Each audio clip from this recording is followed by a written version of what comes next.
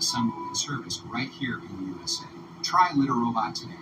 My hair is thinning all around my hairline. My dermatologist recommended Nutrafol. It's 100% drug-free and clinically tested. My hair is longer, thicker. Nutrafol is life-changing for me. Get growing at Nutrafol.com. With Chime, I get to decide when I get paid. It's kind of crazy. We can't choose when we get paid. Chime changed that for me. My pay lets me get up to $500 of my pay when I need it. There's no interest, no credit checks, no mandatory fees. My pay gives me the freedom to handle anything that life brings. I have big goals, and I'm not waiting for payday anymore.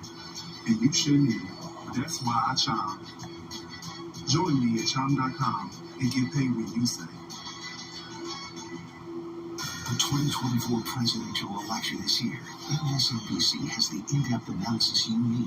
Our reporters are on the ground. Steve Kornacki is at the big board. Let's look at that race for 270. Rachel Maddow and our Decision 2024 team will provide insight as results come in. The stakes could absolutely not be higher. And the next day, Morning Joe will give you perspective on what it all means for the future of our country. Election night coverage begins Tuesday at 6 on MSNBC. Sure, this prints business cards, but we also print these.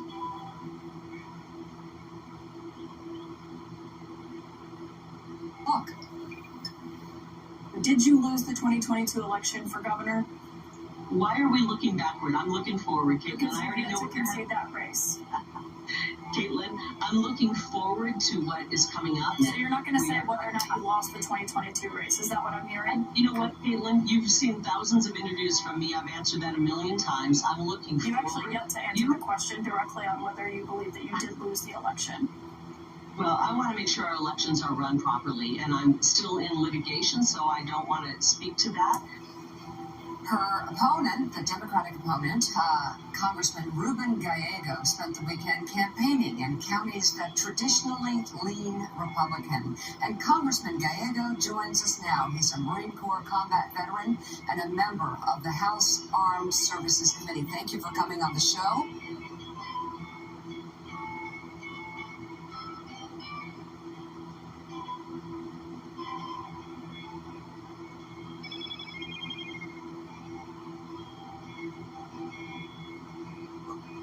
Is more than ever.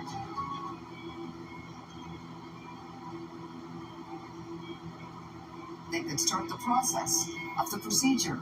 It would take time for her cervix to dilate, but it was unclear to the medical team if beginning the dilation would be considered advancing an abortion before the necessary time was up. In a statement to USA Today, listen carefully.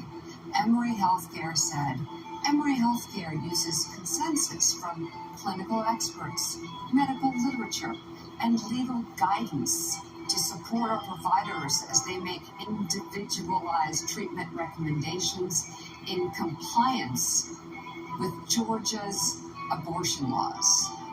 Well, the state of Georgia is one of the strictest, has the strictest bans, of course, due to Donald Trump. After 6 weeks, there are exceptions to save the life of the mother in cases of rape or incest and for medically futile pregnancies. And amidst all that, Avery Davis Bell was caught in the middle, and she joins us now. Avery, thank you so much for coming on the show this morning at this really important time. I know this just happened to you last month, and I'm so sorry. I'm wondering if you could explain why you are speaking out about your harrowing reproductive emergency, and what was it that you went to the emergency room for help for? Yes, so 2 weeks ago, I was 18 weeks pregnant with my very wanted second baby. And I had a complication and been in and out of the hospital. And that night, I started bleeding incredibly heavily again, which I knew was a return to the hospital. And I went back, and at that time, we found not only was I bleeding heavily, but that my water had prematurely broken much too early. And the doctors were very clear that my fetus could not survive this, and that I was in potential danger of losing a lot of blood. So at this point, this was a miscarriage. And my doctors were fantastic, and they assured me they were going to save my life. And they also made it clear that they had to make sure to operate within the law, within Georgia's abortion ban. And so there might be a waiting period, and they couldn't move up my operation until it was clear that my life was in danger. And this is because of the law that was put into place in the state because of Donald Trump's Supreme Court. So what this means was my doctors had to balance what was best for me in the moment with when it classified as being legal. And this is a place no doctor should have to be put in. And this is a situation I don't want any other person to ever have to go through. And that's why I'm speaking out, and honestly speaking out so soon, and when it's really still hard. I'm still physically recovering, and I'm of course still emotionally recovering, but I went into the hospital the same day I early voted, which was the only time I left bed rest between hospitalizations. And so I had to speak out now because we are in the middle of a decision point where we can go in one direction with Kamala Harris and have our rights restored and protected and elevated. Or we can go in another direction, and bans like this can become more common across the country, and more women and people and mothers of children will be living as if we were with 200 years ago, when many of us would have survived childbirth, and many of us would have died. So that's why I'm trying to share my story, even though it's not how I would rather be spending my time. Yeah, you're 2 weeks out from this unbelievably traumatic and painful experience, and an experience that is probably you're still recovering for. I just want to zoom in on something you said. They had to wait until it was clear your life was in danger. How much were you bleeding, Avery? And I believe also, if I read correctly, you said your water broke, but amniotic fluid was also leaking as well, along with massive amounts of blood. Can you describe the situation? And this is the situation I need you to describe. Please describe the situation that they were looking at, fabulous doctors, having to determine whether you were sick enough, dying enough, bleeding enough. Describe the amount. Yeah, so I will, but what I'll say is like legal laws, right? They're rules, they're categorical. They have to be. Biology is not categorical. I'm a scientist, I know this, and now I know this from my pregnancy. So I went to the hospital when I passed, and I'm sorry, this is graphic, a dinner plate-sized clot of blood at home. So a massive amount of blood, and I was still bleeding. And then I went and they found that there was amniotic fluid mixed in. And just so everyone knows, when your water breaks that early, first of all, your fetus can't survive, and second of all, you're at very high risk of infection, and people end up in the ICU for infections. So I'm bleeding heavily, my water is broken.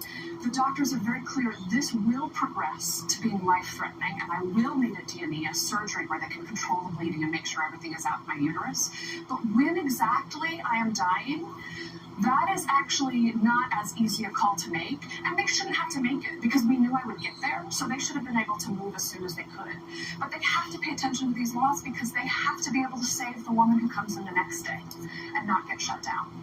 And so I had to wait overnight, bleeding, soaking pads, and getting my labs checked, because one of the things the doctors could say is if my hemoglobin drops very low, then that's a very clear metric that they can have in my charts and they can move on with the surgery, and that's in fact what happened. My hemoglobin dropped to the point where I was automatically eligible for a blood transfusion, and at that point, basically they said, okay, nobody will argue that this is a really serious situation, we can move forward with your prep for surgery. And so I had my surgery about a day after I entered the hospital, when it could have been up to, one of those scenarios we were talking about was up to a day and a half or even 2 days, depending on how long it took to prepare my cervix to be able to pass my fetus. And again, this was 18 weeks, so a loss is sad at any point, but at this point in 2 weeks it would have been a stillbirth. So this was, I was pretty heavily pregnant, and this is a pretty traumatic thing for a body to have to go to, and my doctors shouldn't have been put in this position, and my worst day shouldn't have made worse. And who knows, if I were in Idaho or Texas or somewhere with even worse laws than Georgia, I very well could have died waiting on this care. You're watching Morning Joe Weekend. We'll be right back.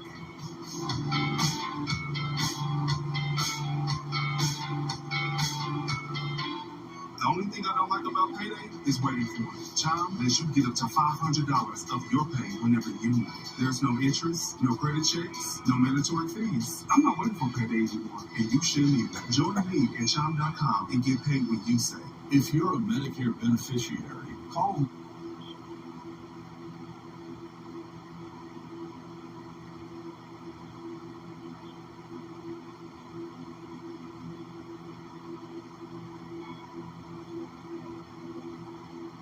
Historians is endorsing Vice President Kamala Harris this morning. Historians for Harris writes in a statement, since 1789, the nation has prospered under a constitution dedicated to securing the general welfare under a national government bound by the rule of law, in which no one, interest, or person holds absolute power. In 1860, an elite interest dedicated to human slavery attempted to shatter the Union, rather than accede to the constitutional rule of law by accepting the outcome of the election, plunging the nation into civil war. We believe, based on our study of the past, write the historians, that the nation stands at an unprecedented historical as well as a political crossroads. On the outcome of this election, no less than the election of 1860, hangs the fate of both the spirit and the letter of the Constitution. We appeal to our fellow citizens, whether conservative, independent, or liberal, regardless of party affiliation, to vote for Kamala Harris and Tim Walz. Joining us now, Professor of History at Princeton University, Sean Willents, and still with us, Eddie Glaude Jr. and John Meacham, all three part of the Historians for Harris. So, John, I'll let you kick us off here, making the nonpartisan case, a constitutional case for Vice President Harris. Why do you think the stakes are so high? It's supra-partisan. I'm not a Democrat. I voted for presidential candidates in both parties. But to me, this is a clear application of reason and justice that one candidate represents a journey toward a more perfect union under the rule of law. And the other, if you take him at his word, if you listen to what he says and see what happened after the 2020 election, that candidate is not devoted to the America that can, in fact, become that more perfect. So, Professor, for you, why are the stakes so high here? Well, the key is the Constitution. I mean, that's what makes it super partisan, above partisanship. I mean, look, every election we've had so far in my lifetime, both parties have respected the basic constitutional rule of law. That has not been the case. It's certainly not the case now. And so the Constitution is deeply important. We've had moments in American history where the crises have happened, the largest being in 1860, where a group of people dedicated to slavery decided, rather than to accept the outcome of a presidential election, that they were going to dissolve the Union. This is not unlike that. We're at that kind of moment right now. We have one candidate who's already tried to overthrow the outcome of a democratic, constitutional dictated election, has already tried to do that, and has more or less said he will try to do it again. That right away should put you, should alarm you. But apart from that, the contempt that he and his supporters show for the Constitution and for the rule of law has been throughout his presidency and then his post-presidency. And so I think that, as John said, it's a really pretty clear choice we have here between some group of people who would rather, dissolve the Constitution. He has said so. He would happily abrogate it if he wanted to do so, for the sake of his own power and those of his friends. That can't happen. It's no mistake, Eddie, that he expresses admiration for people like Vladimir Putin and Kim Jong-un and dictators in Eastern Europe as well. As your Princeton colleague points out, we don't have to wonder about this. This is not some theoretical exercise. This is not 2016 where we say, he's just saying these things. He's not going to do them. We've watched him do them. We've watched him try to overturn the outcome of the last election. And he's gone even further in the last couple of years, saying exactly what he wants to do if he gets power. Absolutely. I think that the analogy to 1860 is really important for me. That the very background conditions for trying to struggle to make the country live up to its promise, right? It's being challenged. What are the conditions under which I can struggle, that we can struggle, to make America live up to its ideals, to make it a genuinely multiracial, multi-ethnic, multicultural democracy? Well, Donald Trump wants to undermine the background conditions for the argument to be made. And it's on that basis, right, It's on that basis that I joined with all of these historians to make the argument that we have to vote. No matter if you're progressive or conservative, if you're a Democrat or no, you believe in the background conditions for us to have the struggle, to have the argument, you got to vote for Kamala Harris in 10 months. Up next, a new film by director Robert Zemeckis reunites Tom Hanks and Robin Wright for the first time since Forrest Gump. That's ahead on Morning Joe Weekend.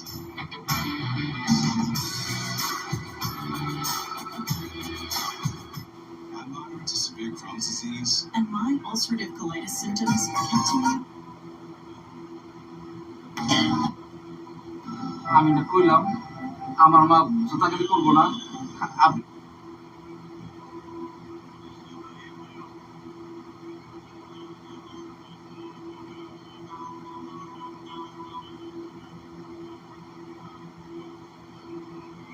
Watch what inflammation does to your knee.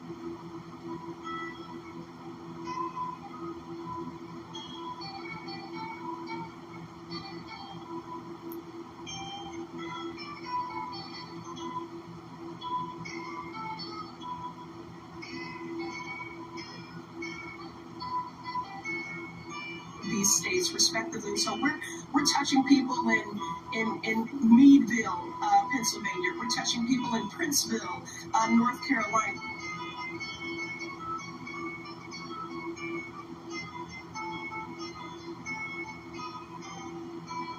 That are from Puerto Rico, Americans who are from Puerto Rico, that have said they've changed their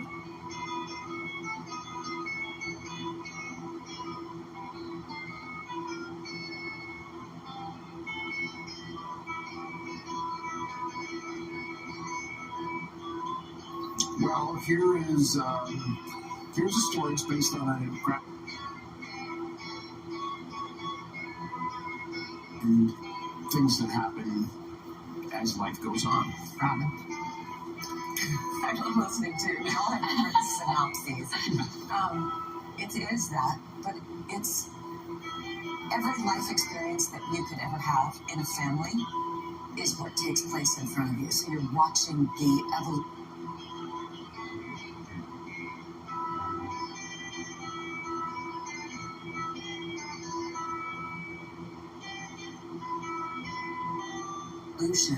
Not only of the world coming to and fro, so it's not chronological. So you'll be in 1962, and Tom and I are, 18 years old with the help of visual effects. Oh, wow. And then boom, this cool Robert Zemeckis transition shot of a lightning bolt, and then you're suddenly with the dinosaurs. So it's everything that happened in that location, in that time. That's what you see as a viewer. And Robert, we were talking before we came on. This beautifully captures all the celebration, the heartbreak, the joy, and the pain that comes through that room, through any family, through any life. What was it about the graphic novel where you saw a movie where others may not have seen a film in one fixed place? Yeah, I don't know why I saw a movie, but I think the reason was because the graphic novel, to me, was instantly cinematic. And I think because the graphic novel plays with this idea of different time, that's something that movies do better than any other art form, is to present transitions in time, because movies themselves are time manipulation. Now, Robin, I suspect the minute you heard Robert was doing the film, you worked together before. He's such a brilliant filmmaker. Add into the mix Tom Hanks. We have a little Forrest Gump reunion happening between the three of you. What excited you about the idea of this project? And it's definitely an original. This format has never been done before. And I'd do anything Bob asked me to do. And then when he said Tom, I was like, we're getting the band back together. Let's do a tour bus. Let's do it. That was 30 years ago. I know. And it's like no time had passed. Yeah. It felt familiar, that set? Oh, that's so nice. That's nice to have that sort of relationship. We've been working together for 18 years. Yeah, not quite 30. There's no gap between. It's just continuous. Yes. So, anywho, that's it for us this Saturday morning. We're back tomorrow morning, 6 a.m. Eastern, just 2 days out from what could be one of the most important elections of our lifetimes. We'll see you then.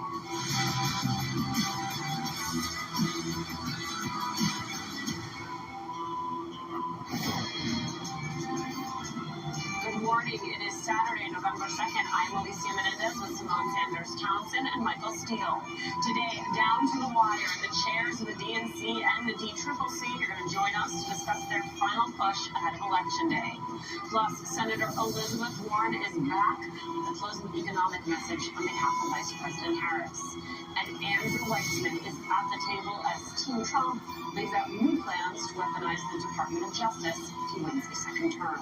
It is a big show and a big week, folks, so grab your coffee, settle in. Welcome to the weekend.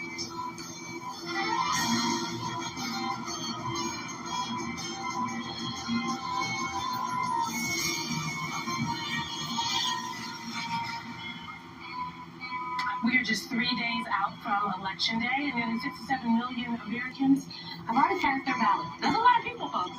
Target Smart now has details about who is voting early this year. Registered Democrats are outpacing registered Republicans by just 1 point in the early vote.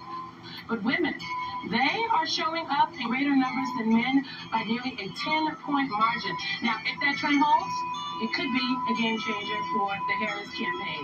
Last night in Wisconsin, Harris reminded voters why their voices matter. Let us be intentional about building community. Let us be intentional about building coalitions. Let us remind each other and others that we have so much more in common than what separates us. Let us do that. There is power in that. It will strengthen our country. And we'll remind folks also, your vote is your voice, and your voice is your power. Joining us now is former Missouri Senator Claire McCaskill. She is an MSNBC political analyst and the host of the How to Win podcast. Obviously, someone who knows a lot about elections. Good morning, Senator. Welcome to the table. Hey, it's good to be on the weekend. Let's go. Let's rock and roll. The senators and I'm not dancing. I'm not doing it. I just dropped the mic for the senator. Look, this is what's interesting about this moment, and I like the way we came into this conversation because I want to pick up on what the vice president was saying about your voice being your vote being your voice, and your voice is the power you have. She talks about making progress, and I want to ask you whether or not that's something that's finally beginning to resonate with voters. Let's take a listen to the vice president on making progress.